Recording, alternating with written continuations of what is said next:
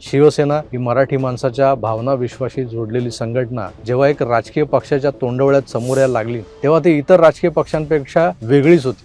पण 1984 नंतरचा या सेनेचा राजकीय उत्कर्ष तिला सामान्य मराठी माणसांपासून लांब लांब लांब असा लांब लांब नेत गेला. बेशक आज कोणी झोपेतूनही उठवून प्रश्न विचारला की शिवसेना कोणाची रे, उत्तर एकच येईल आतून, शिवसेना माझ्या बाळासाहेबांची. ती फुटेल, तिची शकलं होतील, तुकड्या तुकड्यांवर कोणी स्वतंत्रपणे आपला हक्क सांगेल, आपलं नाव लावेल त्याला. पण मराठी माणसाच्या मनात जी शिवसेना आहे ना, ती फक्त आणि फक्त बाळासाहेब ठाकरेंचीच आहे. आमच्यासाठी शिवसेना प्रमुख हे एकच होते, फक्त आणि फक्त Balasaheb Thackeray.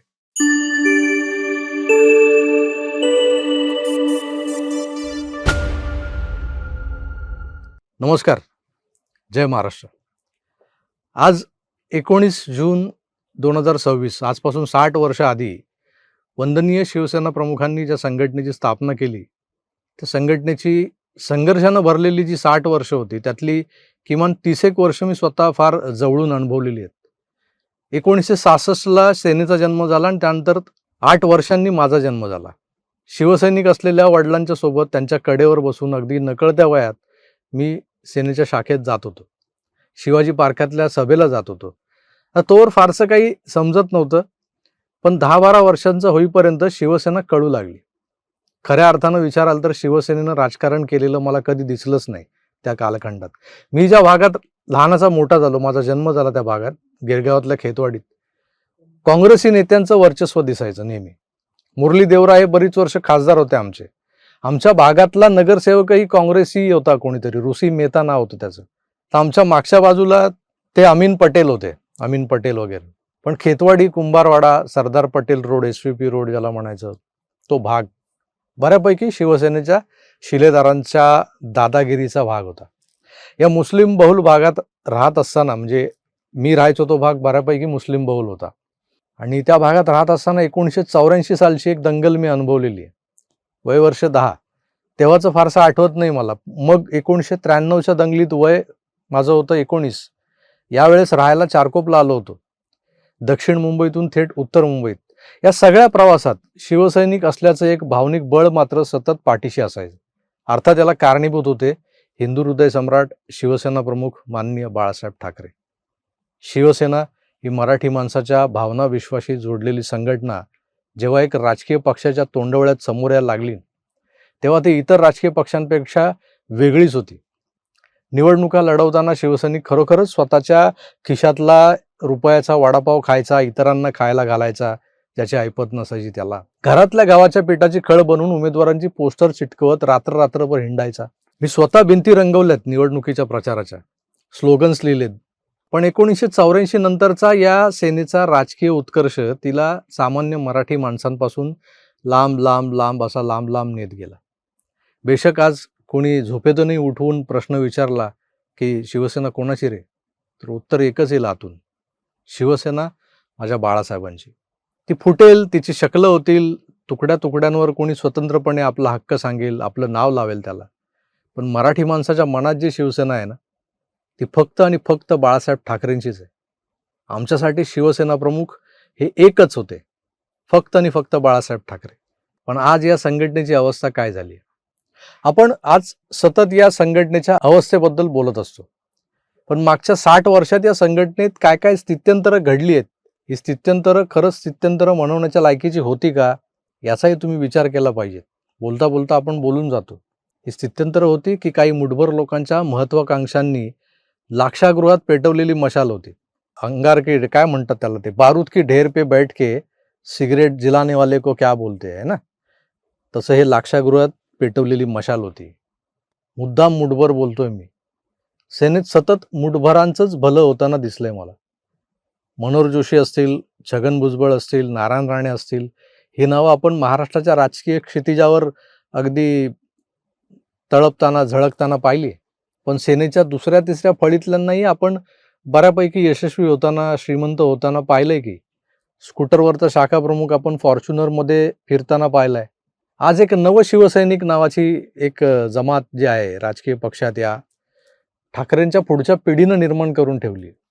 Corporate, social media आणि पेज 3 कल्चर यांना जवळ करत एक वेगळं दालन उघडून घेतलंय त्यांनी आपल्या तुंबड्या भरण्यासाठी. पूर्वी चाळीतला कुणीही आजारी पडला तर त्याला हॉस्पिटलमध्ये भरती करण्यासाठी टॅक्सी आणायची, त्यापासून त्या हॉस्पिटलच्या रांगेत केस पेपर काढण्यासाठी उभं राहायचं, तिथपासून तो रुग्ण बरा होईपर्यंत, म्हणजे त्याच्या जवळचं कोणी नसेल तर हे शिवसैनिकच रात्री त्या रुग्णाच्या खाटेखाली हॉस्पिटलमधल्या न्यूजपेपर अंथरून पडून असायचे. त्या पेशंटला रात्री अपरात्री कुठलं काय लागलं, काय झालं तर घरचा नाही पण दारचा मराठी पोऱ्या धावत असायचा त्यासाठी. त्या लेकीला सासरचे छळतायत ही तक्रार पोलिसात नाही करायचे आईबाप, तर हे लोक कुठं जायचे? शिवसेनेच्या शाखेत. आणि मग आमची गरीबघरची लेक तिच्या सासरला सुखानं नांदायची.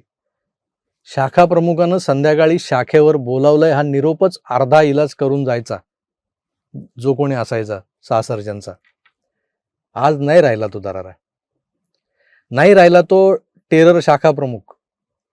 कोणालाही भिडणारे शिवसैनिक नाही राहिले, आणि नाही राहिला त्या शाखा जिथं साधा टेबल फॅनही नसायचा, उकडत असायचं. लोक हातातले जे न्यूजपेपर असायचे त्याने असे हवा घेत बसायचे, पण आतून तळमळीनं लोकांची कामं करायला बसायची तिथे. आज कित्येक शाखा बघा एअर कंडिशन्ड आहेत, कारण आत बसणारा माणूस तोही आतून अंतर्बाह्य बदललाय. तर यावरूनच सांगता येतं, समजता येतं की शिवसेना बदलली आहे. मुंबईची डेमोग्राफी बदलली, परप्रांतीयांनी आमच्या जागा हिसकावून घेतल्या, ते आमच्या उरावर बसले, डोक्यावर बसले. आम्ही हे सगळं सहन करणारे षंड होतो का? नाही. आमच्या दमण्यातही शिवसेना प्रमुखांचे ते शब्द सळसळत असायचे की गांडूची औलाद बनून जगू नका. पण समस्त मराठी माणसाला शिवसैनिकांच्या एका पिढीला गांडू बनवलं ते या महाराष्ट्रातल्या राजकारणानं. आता खोक्यांच्या गोष्टी करणारे काहीही म्हणत, सुरुवात पाकिटांनी झाली हे मान्य करा. आता आले खोक्या पेट्या. पूर्वी पाकिटं यायची शाखेत. गुजराती, मारवाडी, बनिया बिल्डरची माणसं पाकिटं आणून देऊ लागली. त्या पाकिटाचं वजन हळूहळू वाढत गेलं, आणि आता तर पाकिट संस्कृती जाऊन खोक्यांची चलती वाढली. माझ्या बाळासाहेबांनी स्थापन केलेली माझ्यासारख्या कित्येक मराठी तरुणांसाठी आमचा दबलेला दाबलेला जो आवाज आहे तो आवाज बनण्यासाठी स्थापन केलेली, आम्हाला नोकरी धंदा करता यावा, तोही सन्मानानं करता यावा, आम्हाला आमच्याच घरात छानसे जगता यावं, मान वर करून जगता यावं म्हणून स्थापन केलेली शिवसेना आज ती तिच्या मूळ स्वरूपात शिल्लक उरलेली नाहीये.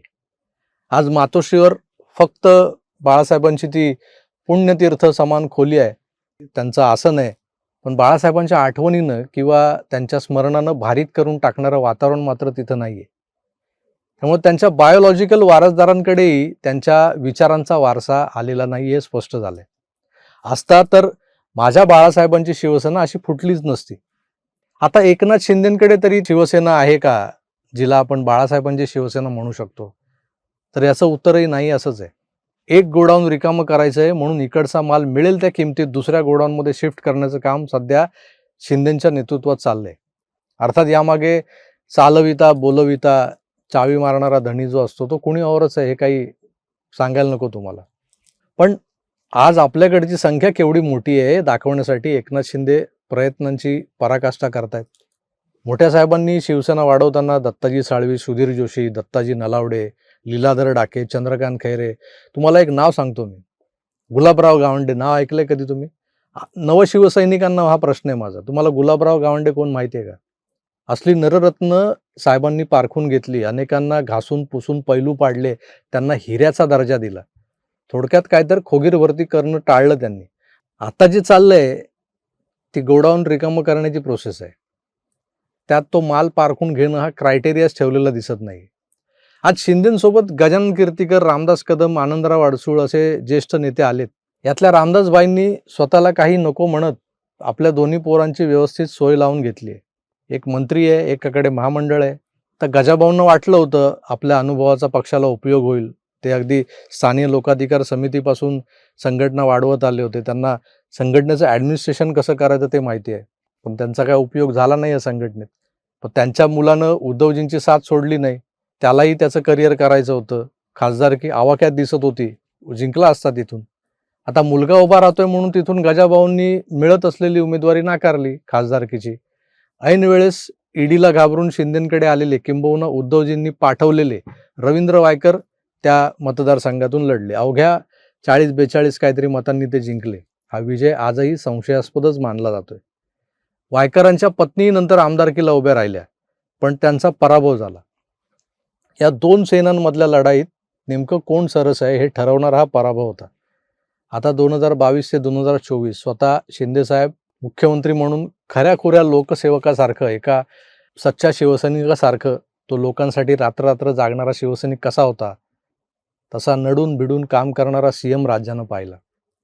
अनेक जण बोलतात मागच्या 60 वर्षात असा मुख्यमंत्री पाहिला नाही लोकांची कामं करणारा, लोकांना 24 तास अवेलेबल असणारा. निश्चितच चांगलं काम केलं त्यांनी. शिवसैनिक नावाच्या प्रजातीला नेहमी त्याच्या या अशा निर्व्याज समाजकार्यामुळे चिडवलं जायचं. लेनांना देणं फोकट का शिवसेना. पण प्रत्यक्षात वरच्या स्तरावर काय झालं तर मातोश्रीवर लेना बँकेची एक ब्रांच सुरू झाली होती, जिथं लेना माहिती होतं, देणं म्हणजे काय माहीतच नव्हतं, सिर्फ लेना ही लेना. मग हा टोमणा मारावा असा एकही शिवसैनिक मुंबईत महाराष्ट्रात दिसेनासा झाला ज्याला कोणी म्हणेल लेनांना देणं फोकट का शिवसेना. कोणीच नाही. आज राहुल कनालसारखे तथाकथित समाजसेवक शिवसैनिक बनून फिरतायत. आधी तो त्या आदूबाळाच्या छत्रछायेत होता, आता शिंदेंच्या गुहेत आहे. ज्यांना राजकारणातलं ABCD समजत नाही असे लोक, पण त्यांना धंदा मात्र व्यवस्थित समजतो असे लोक. शिंदेंकडचं नगरविकास खातं आपल्याला बरंच काही देऊ शकतं हे ज्यांना माहीत आहे ते लोक आज नवशिवसैनिक बनून आजच्या शक्तिशाली शिवसेनेच्या मागे उभे आहेत. ठाकरेंकडे होते, खिचडी वाटपातही घोटाळे करणारे लोक होते, आणि तसेही लोक आता शिंदेंकडे आणले गेलेत. ये बाबा. तर शिंदे साहेबांची यात काही चूक आहे असं मला वाटत नाही, कारण आज त्यांना महाशक्तीला दाखवायला फौज पाहिजे. सगळी शिवसेना रिकामी करून मी सोबत आणली हे त्यांना तर दिल्लीला दाखवायचंच आहे. पण तुमच्या मागे गोळा झालेली फौज तुमच्यासाठी हाती शस्त्र घेऊन लढण्याच्या कामाची आहे का याची कधी चाचपणी केली आहे का? तळागाळात तुमचं नेतृत्व लोकप्रिय आहे, नो डाऊट, पण तुमची संघटना पोचली आहे का तिथपर्यंत? सगळे त्या खोक्यातल्या मिठाईच्या वासानं आकर्षित झालेले भांड आहेत सगळे. महानगरपालिकेला 100हून अधिक जागांवर शिंदे साहेबांनी उबाटा सेनेचे विजयी उमेदवार आपल्याकडे खेचले होते. त्यांच्या प्रभागात निधीचा पाऊस पाडला होता. हा पाऊस छत्री उलटी धरून त्यात जमा करून अनेकांनी आपल्या घरी नेला आणि आपल्या घरातली हंडा कळशी भरली. पण BMCत 29 नगरसेवकांच्या पुढे तुम्हाला त्यांनी का नेलं नाही?